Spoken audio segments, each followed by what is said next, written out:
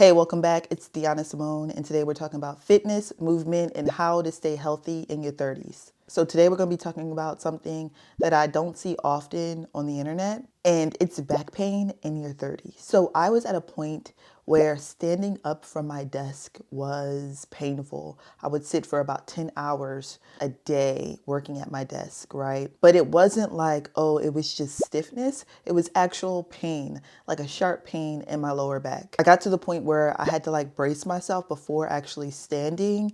And then I found myself in my bed after work because I was in such pain. I couldn't have that last too much longer. And what frustrated me the most was I was working out, right? I would work out in the morning, come home and sit at my desk and work for 10 hours and then go to the gym the next day, do the same thing, go to the gym, come home and work for 10 hours. I noticed that routine might have been the reason for my back pain. So after analyzing my routine, I gave myself 3 weeks to minimize or get rid of my back pain. And I'm here to tell you today that that back pain is gone. So today in this video, I'm going to walk you through the 5 exact things I did in my routine that actually worked in my favor when it came to back pain and moving better. So we're going to do a quick disclaimer before we begin. Of course, I'm not a doctor. I'm not a physical therapist. I was someone who was dealing with back pain and figured out what actually worked for my body, my routine, my lifestyle. I tested things out on myself. I was consistent. I kept what worked and trashed what didn't. So take this one as my personal experience, not medical advice, okay? So the first thing was daily walks. I know this sounds basic and it's probably not what you want to hear. I decided to start walking every single day after work. I also decided to walk after my gym routine. On my resistance training days, walk for 10 minutes after my workout. We talked about in a previous video how cardio is essential when it comes to weight loss and reaching your goals in your fitness journey. So I'll tag that video down below so you can check that out. But walking, chef's kiss. I'm probably going to say that a lot about the things that I've done in my routine that really helped me. But what I noticed pretty quickly is that my back actually felt looser after my walks, right? Because when you're sitting all day, everything gets compressed and tight. So walking gets the blood flowing, right? It moves your spine, it loosens up your hips. So I decided to make this a non-negotiable. It was really hard. I started walking back in February when it was still snow on the ground. That was the decision I made to see progress within my daily life, right? So even on those busy days, I would go and take a walk. If it just meant for 10 minutes, if it just meant for 2 miles, if it just meant for 1 mile, right? It all counted. This takes less time than scrolling on our phones, but it does. And it also does way better for your body. It's kind of how I like to think about it. Because after work, I would just scroll on my phone on TikTok and stuff and not be really moving. So moving after that 10-hour shift and going outside and going for a walk, honestly, it made my body feel better and mentally I felt more clear. There's so many benefits of just going for walks, right? The second thing is a big one, and I would have to say it's mobility. Mobility works. I talk about mobility all the time. I think that's a major topic I like to talk about on my channel, but doing it in a more intentional way when it came to my back pain, right? This is something that was big for me to unlock, right? I was working out, but I was skipping mobility, and that was the problem. I did that for years, actually. The tight hips and the tight hamstrings pulled on my lower back. Like if you're sitting, if your hips are locked up, your back has to compensate every time you move, right? And over time, that's going to add up. You're creating this unfamiliar pattern for yourself that's essentially is going to be harmful eventually. So I started spending 10 minutes, literally just 10 minutes doing mobility. I would do mobility work before my workout routines. I would do mobility work after my workout routines. I would do mobility work before I go to bed. I'm about to do mobility work after I stop recording this video. And I think for me to be consistent with doing mobility, I'm one person, when I talk about consistency in my older videos, I used to talk about recording it, right? Not even just to post it, but to know that I actually did it. Recording it made me feel, I don't know, more productive when doing mobility, if that makes any sense to you. So I would do stuff like hip circles, hamstring stretches. So I would do thoracic rotations too. Just getting the body to actually move the way it's actually supposed to, right? It felt almost too simple to do, but it made a real difference fast. I would say within a week, I felt less stiffness. I felt more mobile, but I felt a lot more comfortable within my workouts when I did back squats, when I did reverse lunges, things like that. Number 3 is standing at my desk. A routine I had to lock in fast, right? So this one thing changed everything for me. This was the root cause of my back pain, because the problem wasn't just what I was doing at the gym. It was what I was doing for those 8 to 10 hours at my desk, which was nothing, okay? I started standing for about 20 minutes at a time. I'd work sitting. So I would work sitting, then switch to standing, then sit again. You don't have to stand all day.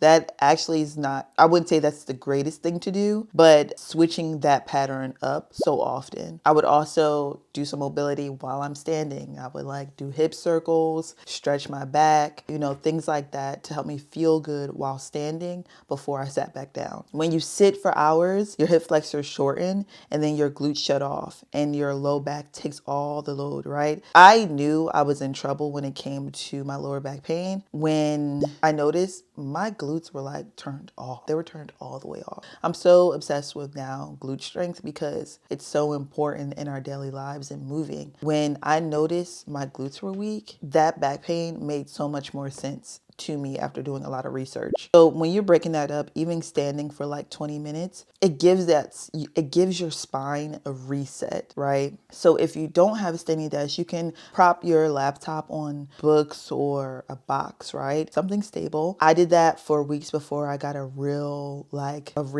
standing desk, which I love. I'm using it right now. I love it. I got it turned off though, because we're not trying to use up all the power.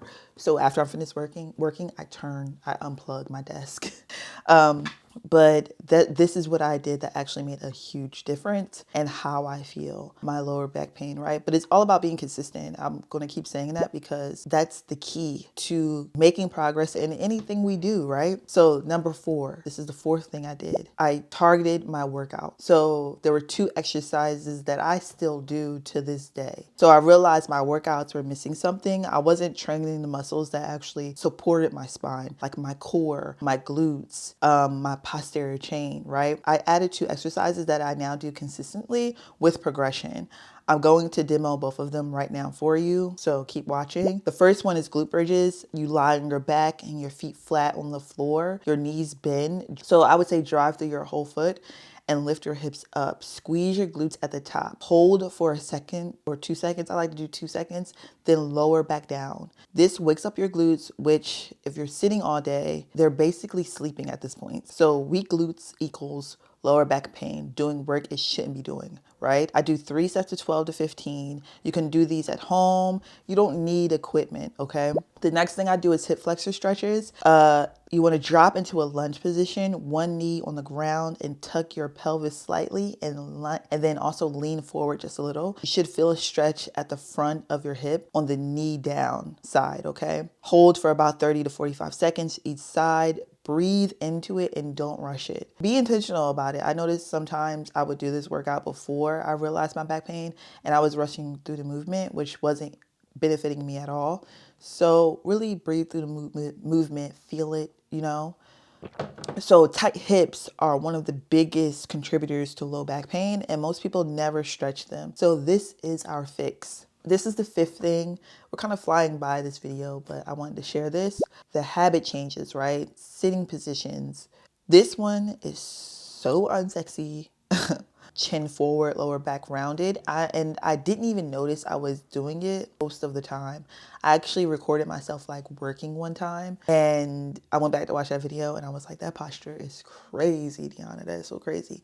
I started being more intentional about my sitting posture. I keep my feet flat on the ground. You want to have your hips slightly higher than your knees, if possible, right? You want to make sure this is comfortable. Shoulders relaxed. I started I just saw a video on this the other day, putting a pillow on in front of me and sitting with my hands upward on the pillow.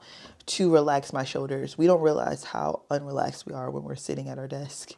I'll do a video maybe talking about this more. We're gonna hyperfixate on sitting position and also glute bridges. I have so much to say about glute bridges because I love them. But you don't want your ears to be way over your shoulders, right? So definitely fixing our posture while we're sitting. It's not about sitting perfectly. It's just about not collapsing in your spine for hours straight, right? So I also moved my monitor up so I wouldn't be looking down all day. It's really hard to do that with my laptop. So that's why I love my standing desk, because I'll move it up just a little bit. This made a huge difference for me. My neck feels good. My upper back feels good, right? Small habit changes. That's all it really is. And big compounding effects on our everyday life. If you could today add one of these to your routine, maybe start with glute bridges, 12 to 15 glute bridges before you go to sleep, waking up those glutes, helping them to get stronger, maybe sitting at your desk, changing up your routine, right? Start with one of these habits every single day and then add another one onto that, and you'll realize how different you feel. Right? So that's it. These are the 3 things: daily walks, mobility, right? Standing at my desk, 2 targeted exercises that will help me feel better, and fixing my sitting posture. None of these are complicated. None of these require a gym membership or special equipment. We can get there, but you don't need it, right? They just require consistency. And now that we know, maybe we can add it to our little daily routine. So if you're dealing with back pain right now, start with the walk. That's one thing today, just about 15 minutes. Give yourself 15 minutes, right? And I want to hear from you. Drop a comment below and tell me which of these you've tried or which one you're going to try and start with. I read every comment and I genuinely want to know and help make more solutions in ways we can better our lives in the gym and also outside of the gym, right? So if this helps you, share this with someone, maybe your coworker dealing with back pain. Also, I am taking clients right now, so hit me up. I'm not doing online training as of right now. I'm actually in a gym. So if you're in the South Jersey area, holla at your girl, all right? So I'll see you in our next video. Bye. As I get a little older, I realize life is perspective, and my perspective may differ from yours. I want to say thank you to everyone.